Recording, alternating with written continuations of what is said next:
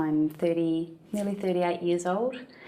I'm a mobile hairdresser and I have my own business. My pain is predominantly in my right shoulder, sort of starting from the middle of my back down to the right shoulder, which affects my right arm a lot. It sort of gets to my neck, it goes down my right arm and in my lower back. With my job, it's constantly being re-engaged all the time, so it affects everything. And it is something that even though I had my accident years ago, I deal with that every day. I get massages every couple of weeks, which helps me to continue on with my job. Because there's been times where I didn't think I'd be able to do my job anymore. With my accident, I've actually had 4 accidents. I had one in 1990, another in 94, which was a major accident.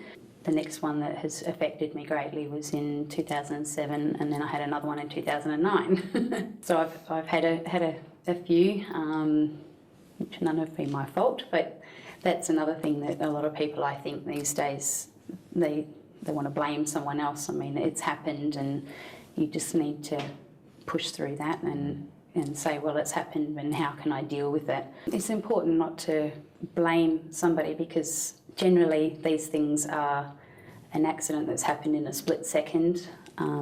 We've all had moments of lost concentration or whatever, and there's always consequences to pay for that. Unfortunately, there's people that suffer more consequences than the person that caused it, and that can affect their life for a short time or a long time. If it's affecting it at a long time, it's your choice to do something about it, to make it the best that you can, and to learn how to deal with it and push through it, because there's times where the pain is that great that you think, well, why do I want to, why go on? But there's so much to live in life, and there's so many other people that are a lot more disadvantaged than myself or someone else. They can do things to improve their quality of life. They're going to have setbacks at different stages, like I call them false starts. You'll try something and then that doesn't work. So then you've got to stop and reassess and say, okay, well, this isn't working. What can we do now to make this work? And that's going to go through when you're working with your professionals and then also in your own self-maintenance later as you get better.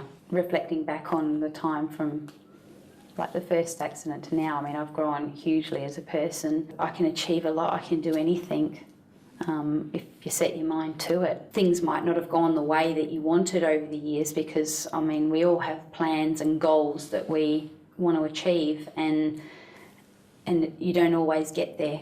You might have a little sidestep every now and again, or 10 steps forward, 50 back, but that's life in general. One of my greatest sayings through life now is the past is the past, it's already happened, so you can't change it, but if you can look at it, learn from it, accept it and let it go, you can have whatever you want for the future.